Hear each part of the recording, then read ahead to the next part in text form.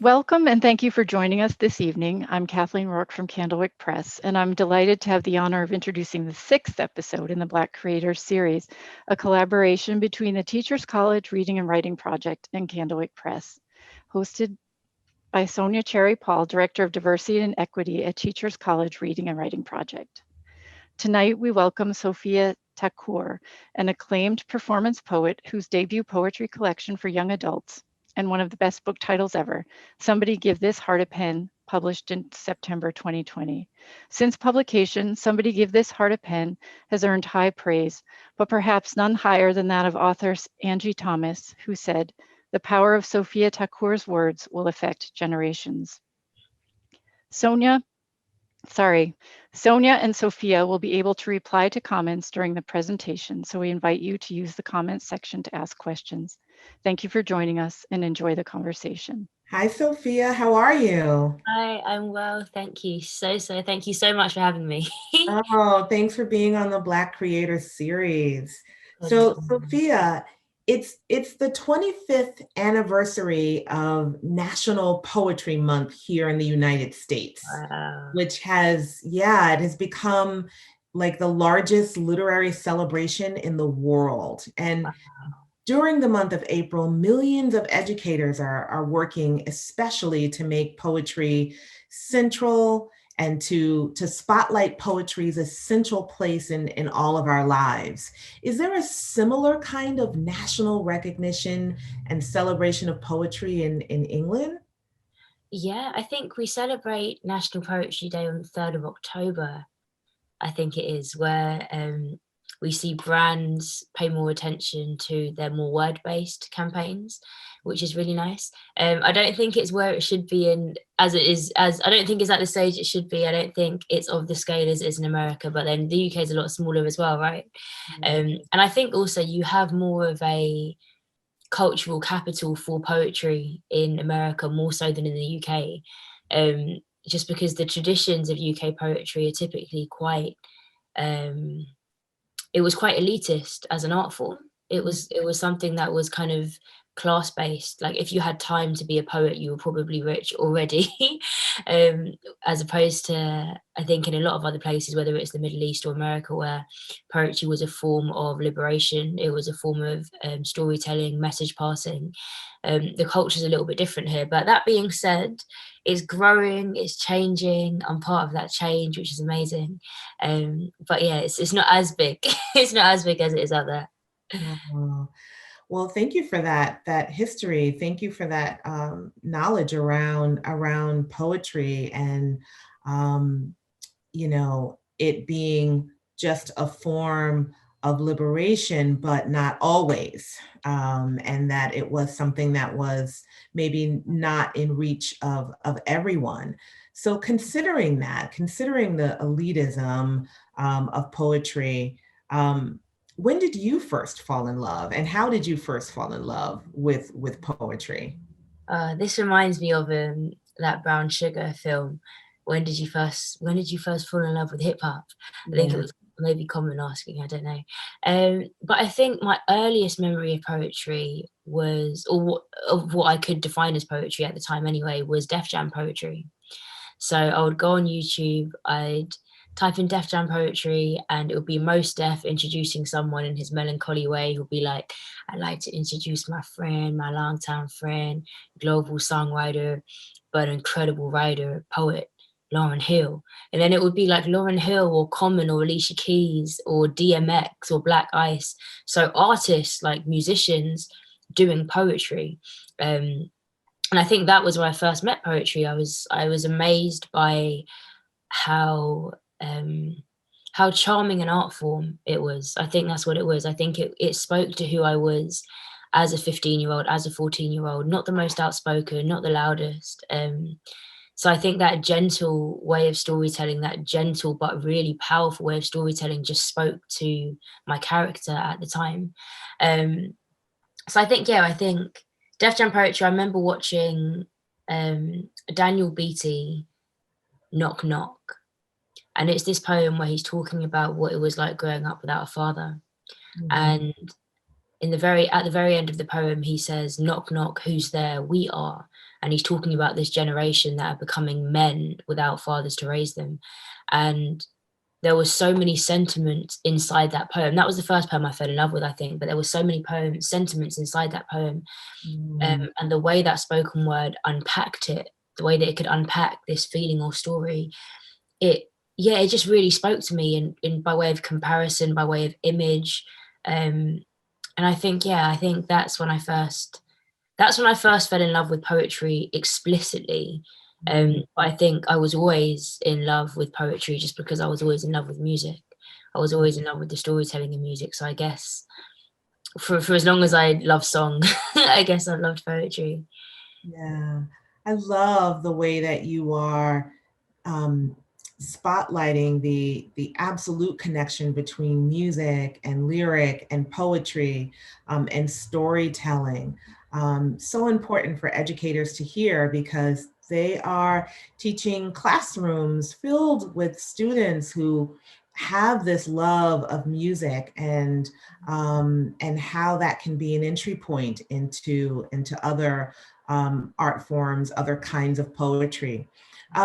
During your presentation at the ALA virtual conference last year, you said poetry is the gap between art and conversation. And that's making me think about all that you were just sharing. And you talked about the connection between literacy and empathy. Can you share more about what you mean by poetry being this gap between art and conversation, and of course, what exactly to you is the power and purpose of poetry? I think I see someone writing a poem about how they're feeling, or saying a poem or explaining a story, as someone standing in their mouth and deciding to open it, deciding to pull it open. And I think regardless of what comes out after that point, that act of trying in itself is revolutionary, because you have dared to address your feelings. And it's terrifying too. It's so scary sometimes to address how you're actually feeling. It's far more easy to just react. It's far more easy to acknowledge that you're angry, acknowledge that you're upset, and then just act on that acknowledgement. But however, it's very difficult to sit with it, understand why you're feeling that thing. And I think what I love most about poetry is that it forces you, in the act of writing, in the act of form, it forces you to slow down on that thing. It forces you to consider, what is the beginning of this emotion? What birthed this feeling of anxiety? What usually makes me feel anxious? Who is in the room when I'm feeling anxious? What's on the walls of this room of my anxiety? What song is playing?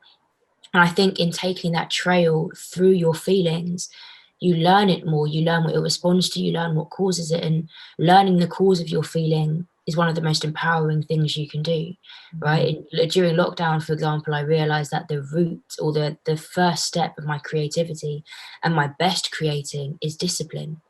When I make sure that I wake up and have a good creative routine, so whether it's reading, introducing myself to new authors' ideas, watching spoken word videos, listening to different kinds of music, and then setting time aside to write, that's when I'm most creative. It's taken me years to actually, I've always known it, but I've never reacted to it. I've always reacted to it, sorry, in that I understand it, but I've never taken the time to unpick it and think, okay, now I know that I can follow it, and I'm stronger because of it. I'm a better writer because of it. I'm more creative because of it, because I know how I handle that thing. So I think, yeah, poetry, it forces you to unpick, it forces you to unstitch yourself from its silence, to unsew yourself from your numbness, to pull yourself from everything that was scaring you about yourself, to look at yourself in the mirror, to look yourself in the eyes and ask yourself, why do I feel like this? What has caused this? How do I then come out of this? And I think what also makes poetry so powerful is that, as I said in the ALA talk, it does swim in that grey but very safe area between conversation and art. Art will always maintain its power to penetrate. You can hear a song lyric and it can change your whole day. You can hear a song that, let's say you're going through a breakup and you hear a breakup song, you might listen to that 25 times in a row because it just explains what you're going through so well.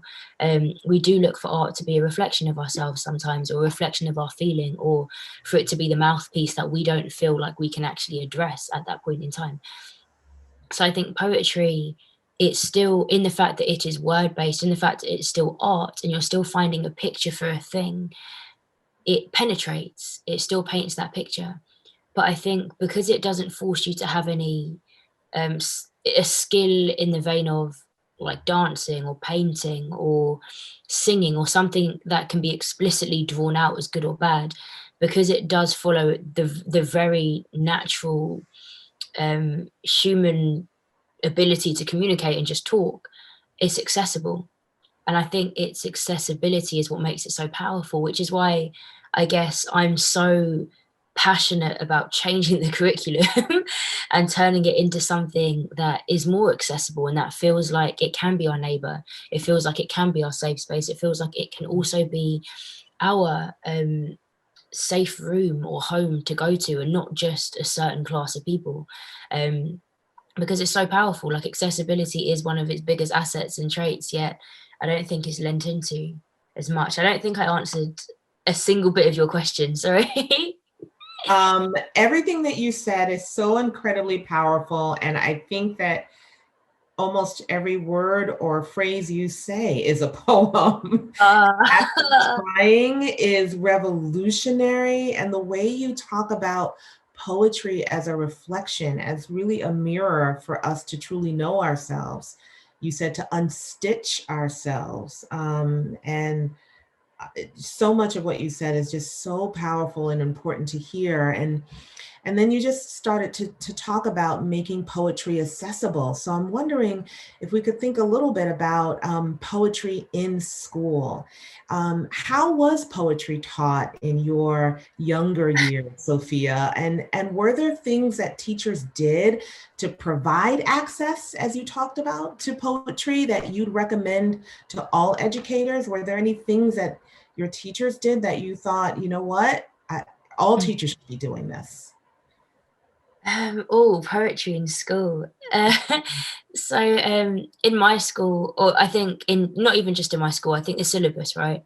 The syllabus was very much where poetry went to die, or to turn into a science, or to be amputated from its soul and studied like a math equation would be, to have its eulogy written in predicted text instead of felt in Braille, I think is the best example.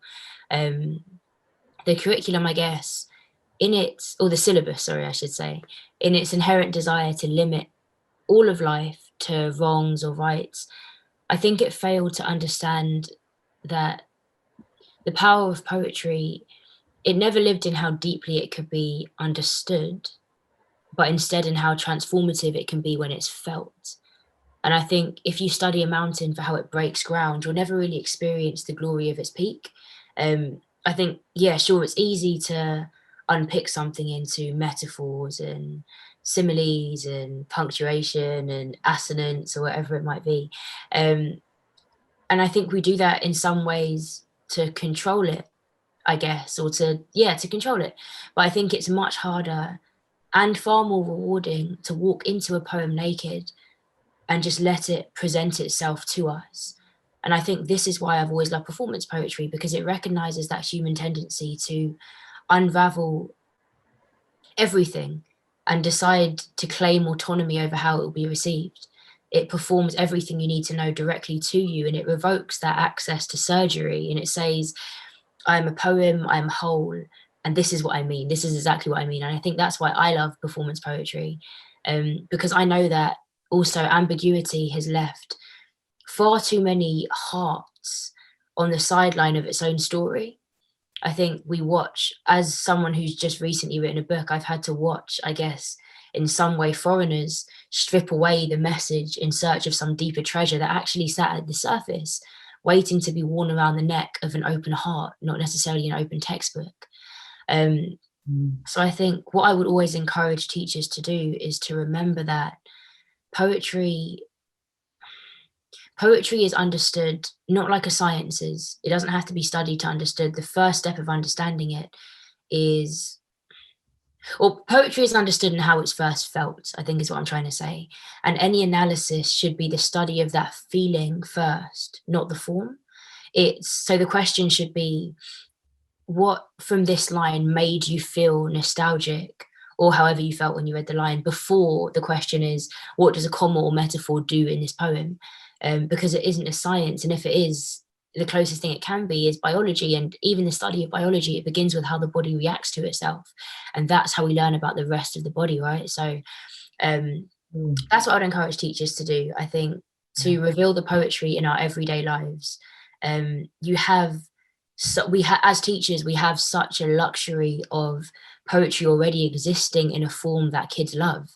It already exists in the outer world. They already engage with it in ways that we don't have to push down their throats. It exists in music, it exists in marketing, it exists in adverts, it exists on TikTok, it exists on Instagram, it exists in rappers' music, it exists everywhere. It exists in the way that our parents speak and how that differs from how someone else's parents speak. The very fact that a Muslim mum speaks in proverbs a lot of the time is poetry in itself. The very fact that my dad has a foreign accent and he has a normal at home accent is poetry, because it speaks to its history. It speaks to the fact that he came to the UK at a time where his accent was meant to have him feel uneducated. It speaks to a place. There's poetry everywhere because there's a story everywhere. And I think as educators, it would be a complete disservice to the poetry that already exists around us if we continue to push the same narrative that has no relevance to the life of a child. When I was in school and we were reading about the king's mistress horse, all it could ever be was a scientific study of words, because it had no relevance. It had no soul that I could see into. I don't know a king, I don't know a mistress, and I don't have a horse. Do you know what I mean? It's not relevant, in no way is it relevant to my life. But if we were to take an Adele song where she speaks about having her heart broken at the age of 21, and from there let's take the lyric, there's a fire rolling in my heart. There's a fire rolling in my heart. I don't even know if that's the lyrics, but let's just say that they're the lyrics. There's a fire rolling in my heart. You can break that down. Every teenage girl knows the feeling of a fire, feeling like it's literally running through your whole body and your chest. We know what a first crush is like. We know what a first kiss is like. We know what a first breakup is like. From there, we can talk about what a metaphor is. Why has she chosen a fire? What is the shape of fire? What does fire do? It encompasses a whole heart. Why is it rolling through the body? What does the act of emotion and moving and adjective, from there, from that feeling, from that point of understanding, from meeting a child at their entry point, we then have that freedom to not obligate them to metaphors and similes and punctuation, but instead entice them and encourage them to understand why that use of any kind of language technique has made them feel that way. So I think, so what I'm trying to say, I'm going the long way around, is that we should meet people at their entry points when it comes to poetry. I believe that there's a poem for everyone. I believe that there's a style of poetry for everyone. It's not always going to be form. It's not always going to be a haiku. It's not always going to be in rhyming couplets. Poetry is beautiful because it's subjective, because it's personal, because it's deeply personal, in fact. And I think we can just, as a whole, when we look at how poetry can heal, in the very art of it, giving someone who perhaps doesn't know how to say something a pen to write about it instead, we have a chance of having a generation that is able to speak about their feelings a lot more.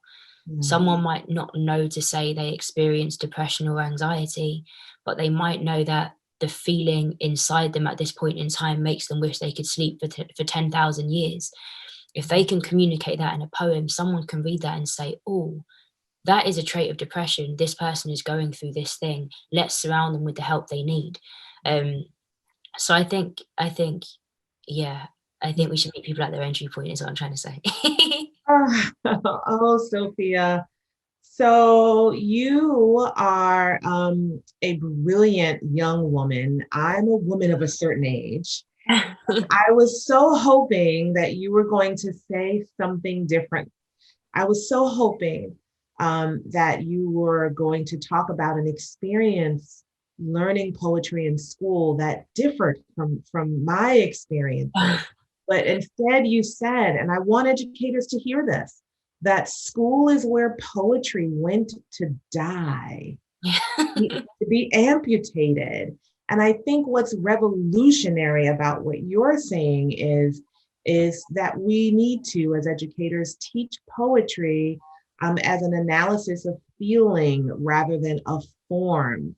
There, in the United States, for sure, there can be an over-analysis of poems in the way that you're describing, teaching students to analyze every word and metaphor and line break. And what I love about what you just shared and gifted us with is that we could be doing the work of cultivating a love of poetry in our classrooms for students who, as you said, learn to love poetry from a very young age, and then unfortunately end up in classrooms where poetry is, as you said, amputated. So thank you for helping us to see that this way of teaching poetry really has to be dismantled if we want young students to really fall in love with poetry in our educational spaces, and that really has to happen.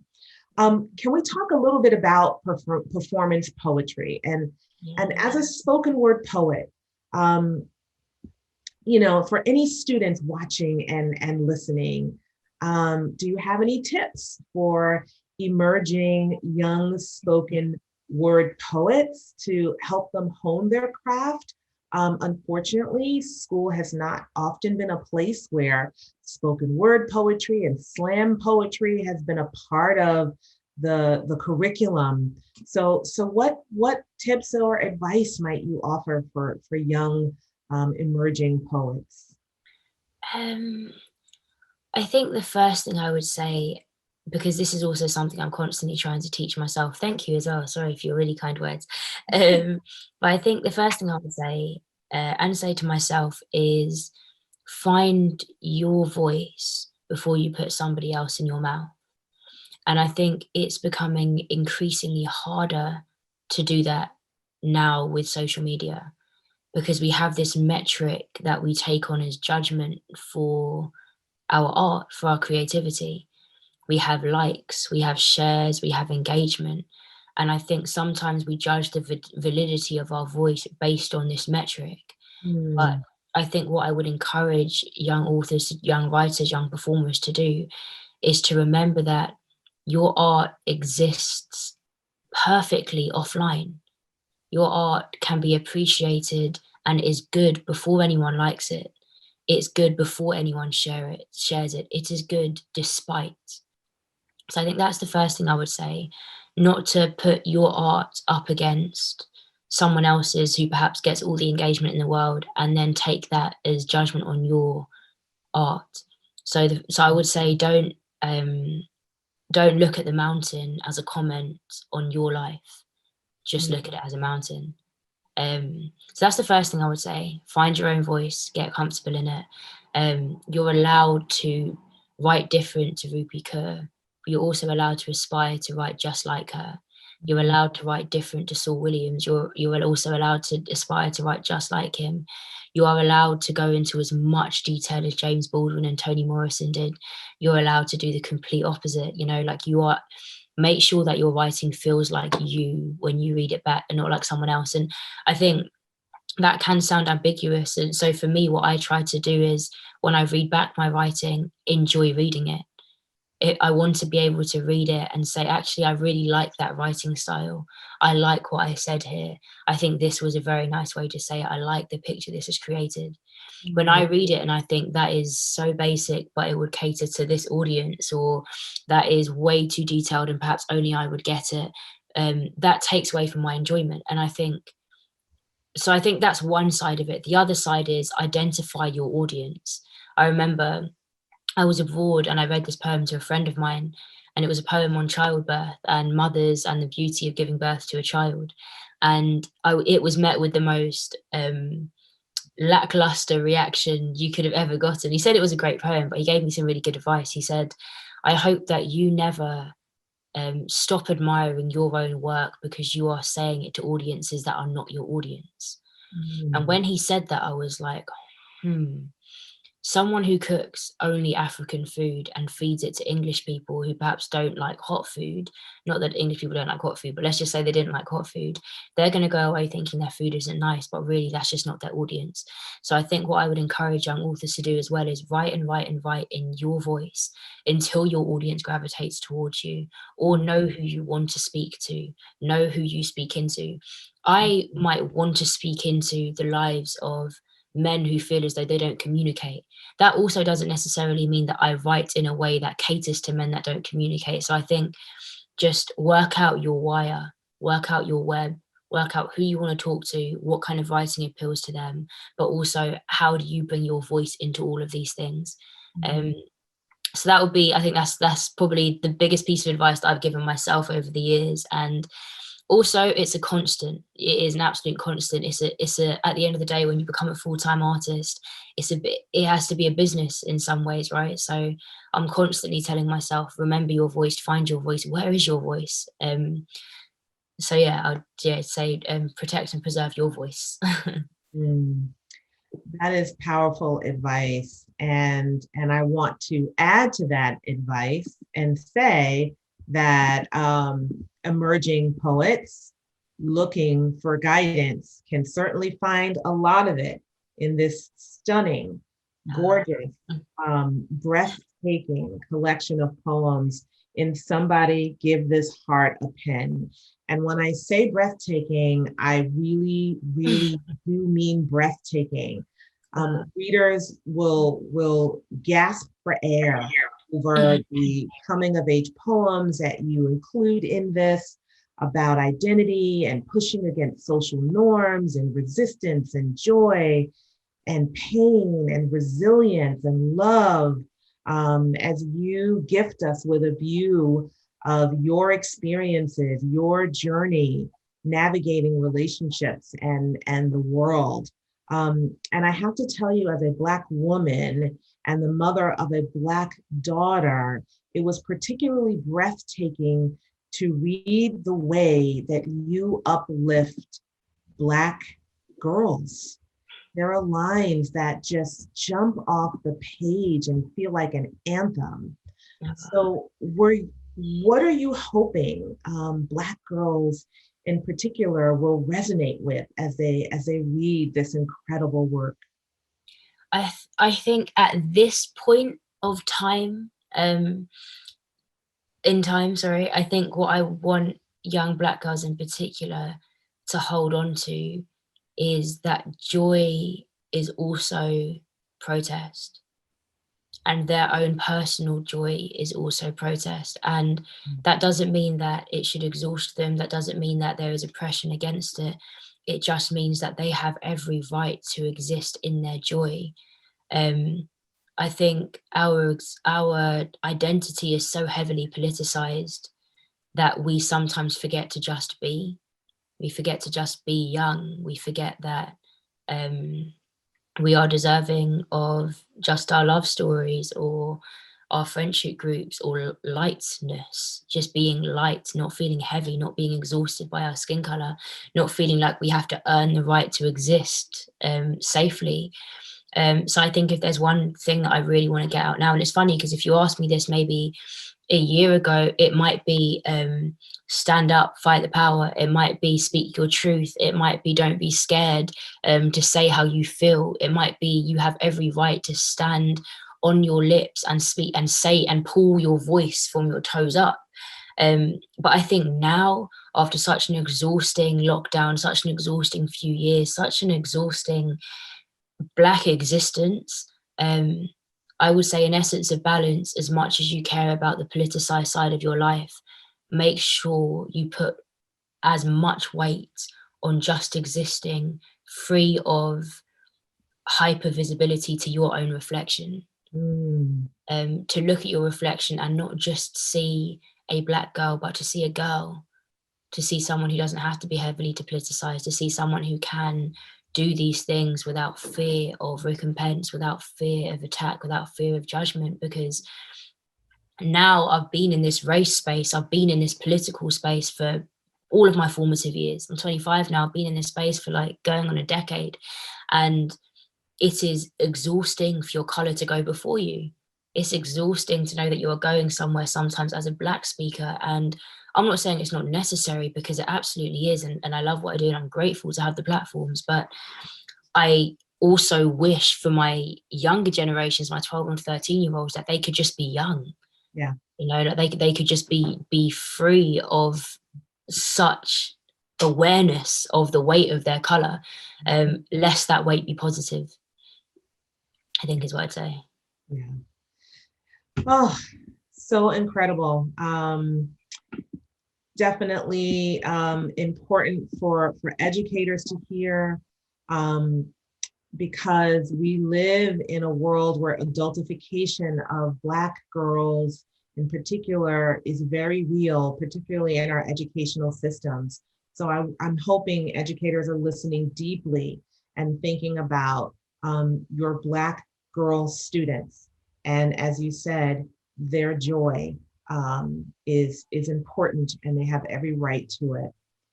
Mm-hmm. So I want to just also ask you about, in Give This Heart a Pen, the way you've organized this is incredibly noteworthy. So how did you decide to organize this collection?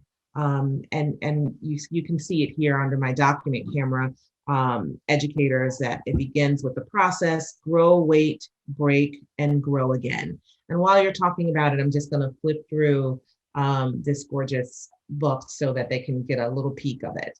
Okay. Yeah. But how did you decide to do it this way? So I think I think it reflects the phases of life.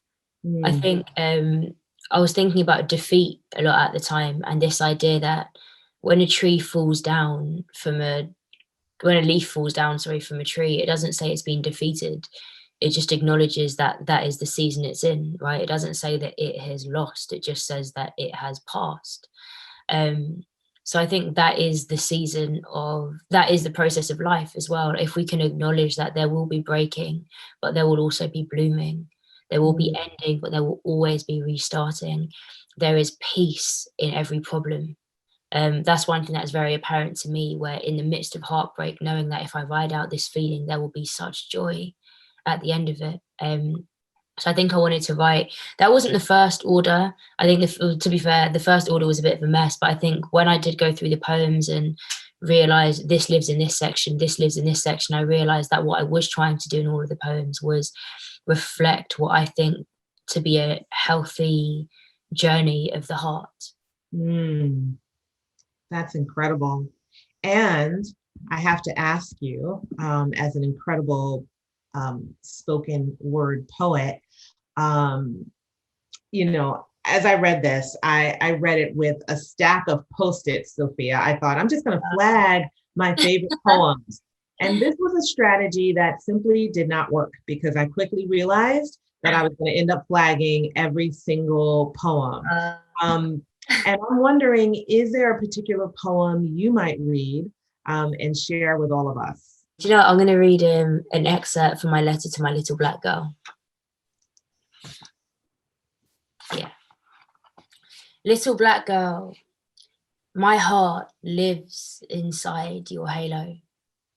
So the moment you stop considering yourself to be a collection of cherry-picked stars, my ribs bury themselves in my back, and I fall flat against this London concrete that was built for you to fly from. So may the soles of your kickers or the flats of your dolly shoes act as an atlas to navigate through this wilderness. Run your fingers through your afro, this tree that the whole culture breathes from. Blue magic drops glistening, adorning your skull. Liquid gold dances down your neck because our parents said we must always over oil because this British weather isn't made for us. Yet this Britain feels paved by us. Leave out seeping through the pavement, yet waiting to be straightened by those who hold frustrations and assimilations. Leave your leave out, baby girl. We're making space for that. Leave your hairprint on every seat back. Paint your braid pattern because you are art and they see that. Your tones to them are on a tanning bed, and your lips people are paying grands for, and your back, ooh, don't let them shame you for that. Because in the same breath, they'll try and play you for that. Try to tell you have to shake a bit of that, but baby girl, don't ever let them sexualize your black, because in the same breath, they will conceptualize your black to make appropriated stuff, and you're too lit for all of that. One day, you will have to work twice as hard for half the pay, swerve abuse with a smile on your face. But diamonds find life under such pressure. As a diamond, you can't help but shine when you enter, so see your skin is celebratory. Beautiful melanin set you apart, beautiful melanin work of art, girl. You better sing yourself into that London skyline. Big Ben is trying to tell you that it's your time. The London eye is just a shadow of your afro because your melanin is absorbing all of the light. You will shine bigger and brighter than the Shard because your blood runs 10 million times deeper than the Thames. No wonder they have tried to steal your magic, baby girl. You are a collection of stars. Every morning I will remind you that the world is ours. You are the finest collection of stars for sure. Every morning I'll remind you that this world is yours. You read the one that literally brings tears to my eyes. Listening to you is indeed a privilege. It is transformative. Your writing, Sophia, it is personal and it feels close, you know. To whom are you writing to? To whom are you writing to?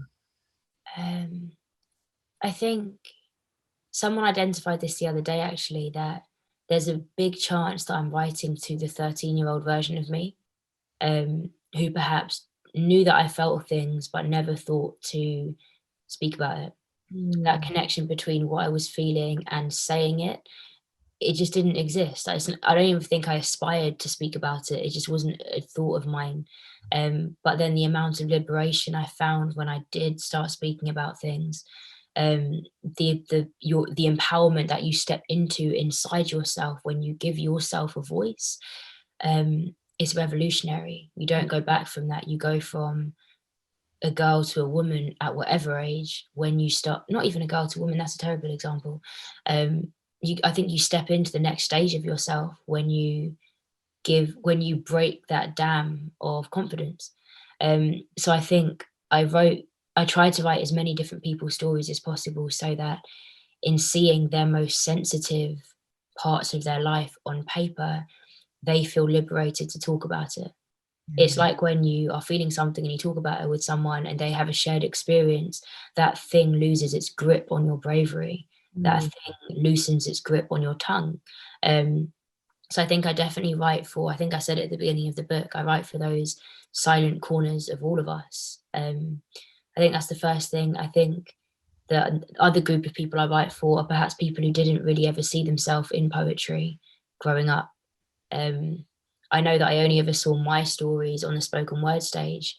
And even when I did, oftentimes I only really saw my stories when they were talking about, if not female oppression, Black oppression.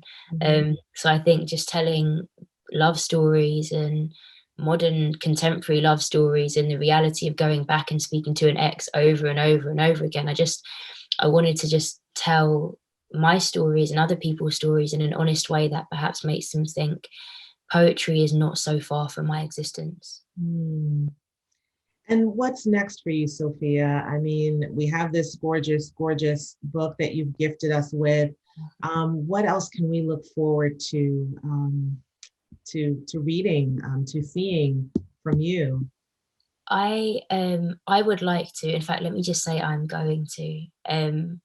I have every hope to revolutionize where poetry is seen across the world. I hope to bring poetry closer to people in all industries, from music to tech, by way of so that could be like spoken word and brand campaigns, spoken word on very, very peculiar stages. But in terms of writing, I am writing my next poetry collection at the moment.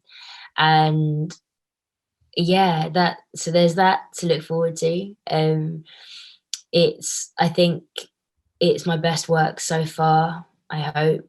I hope my publishers agree when I hand it in as well. So yeah, I think, yeah, another collection. I've grown a lot as a writer. When I first wrote this book, I hadn't read a single poetry collection. Now I've read so many, and I'm going into my next book. So I think I've become, hopefully, a better writer. A lot of life has happened. I was 20 when I wrote that first book, or 19, 20, 21. I'm 25 now. I think I've lived a little bit more. More has happened. I've seen more. So hopefully the book is enriched by my experience. Well, Sophia, you are a force. And I would like to read one of your poems to you and to everyone listening and watching. And it is titled When to Write. When your fists are ready to paint faces, when there is nowhere to confide, when your skin lingers high above your bones and you're so out of touch with self, write. When the mouth fails and shyness strangles and your throat becomes tight, write. When your eyes won't dry, write. Before you fight, before you fall, write. When they lie to you, when they hurt you, when they leave you, write. And if they return and they have listened, you better write. When the urge arises, step out of the shower and write. When the world denies you, find your power and write. When they speak of a freedom that doesn't include you, write away those bars. Write together your scars. Write around your wounds. Write into your womb. Write upwards. Write inwards. Write through and write around. Absolutely everything that tries to steal your sound. Sophia, by sharing so much of yourself in this work, you make it possible for so many to see themselves. Your writing is affirmation and inspiration. And I want to ask, what does it mean to you to be a Black creator? Thank you. I think I have a new thing for people reading my poems. So thank you. Being a Black creator for me means balancing the narrative. I think an essence of balance where one narrative of Black people is so prevalent and oftentimes detrimental to both the perception of Blackness and the lived experience of Black people. I think it's absolutely necessary to illuminate Black stories, Black voices, to contribute to the truth of what it means to be Black, but also tell the stories that often get missed in mainstream media and publishing. I think in school we meet Blackness from a position of weakness, slavery, freedom, and that's it. But we rarely meet them in literature as loving, strong households, or the young man that wants to be a scientist, or the young girl's first crush or first day of school, normal things. The things that make us human before Black. And I think in a world where one narrative is pushed so aggressively and negatively, it's key to have a Black person tell Black stories to remind and humanize. All we have are our stories, right? It's how we create an honest history, is how I like to see it. Being a Black creator means creating an honest history. And to introduce empathy into other people, into others, into each other, I guess, as people. I have a line that says, save the heart from its silence, give your heart a pen. And I believe it to be an essential part of building a more honest and progressive society, to ensure that the Black existence is given a Black pen to tell the truth. Thank you, Sophia. Thank you. Wonderful talking to you. Pleasure's mine. Thank you so much for having me. Thank you for the conversation, for your insights and guidance, which have provided so many powerful tools. the pens for educators to take back to their classrooms to share with their students, to engage them in writing from their hearts. Thank you for that. Please join us in May for the next conversation in the Black Creator Series. Our guest will be author Michael S. Bandy, whose 3 children's picture books, Whitewater, Granddaddy's Turn, and Northbound, are based on his boyhood encounters with the injustices of segregation and racism. For a full schedule of conversation and links to an accompanying podcast, please visit blackcreatorseries.candlewick.com and check the Teachers College Reading and Writing Project's Facebook page for past episodes. Thank you for joining us.